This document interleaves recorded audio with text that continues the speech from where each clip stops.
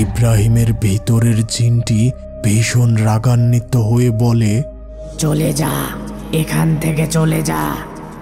এবার আলেম সাহেব অনেক জোরাজোরি করতে থাকেন, কিন্তু ইব্রাহিমের মুখ থেকে আর কিছুই বাহির হয় না।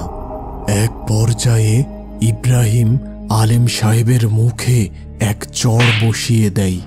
আলেম সাহেব ভীষণ রাগান্বিত হয়ে একটু পানিতে কিছু একটা দোয়া পড়ে ইব্রাহিমের দিকে ছুঁড়ে দেয়। এতে করে ইব্রাহিম ভীষণ নড়াচড়া করতে থাকে। দেখে মনে হয় তার শরীর যেন পুড়ে যাচ্ছে। কিরে, এবার বল, এই ছেলের শরীর ছাড়বি কি না? হ্যাঁ, ছাড়বো, তবে ওই কালভার্টে রাতের বেলা 3 কেজি মিষ্টি ও 1 কেজি আম রেখে আসতে হবে। আর এই কাজ এই ছেলেকে একা করতে হবে। এই কথা শেষ হতেই ইব্রাহিম সেখানে অজ্ঞান হয়ে গেল।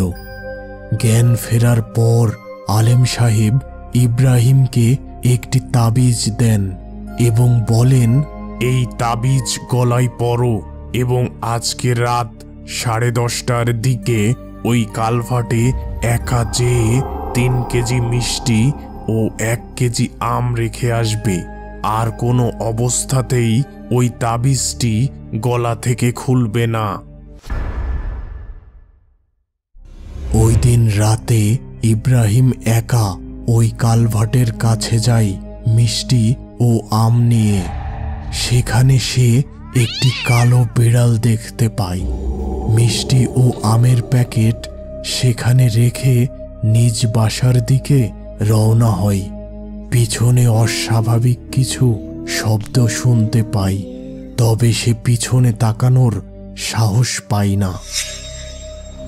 এই ঘটনার পর বেশ কয়েকদিন ইব্রাহিমের জ্বর ছিল, তবে এরপর তার সাথে আর কোনো অস্বাভাবিক কিছু ঘটেনি। সেই কালভার্টটি ওই গ্রামে এখনো আছে, তবে বর্তমানে তেমন কোনো অস্বাভাবিক কিছুর কথা শোনা যায় না। বন্ধুরা, আজকের এই সত্যিকার ভূতের ঘটনাটি পাঠিয়েছিল ইউসা ইসলাম নূর। আর এই ঘটনাটি তার এক আত্মীয়র সাথে ঘটেছিল। আজকের বিশেষ প্রশ্ন, তোমরা কি কেউ কখনো কোনো ভুতুড়ে ব্রিজের কথা শুনেছ? আর শুনে থাকলে সেই ব্রিজের নাম কি ছিল?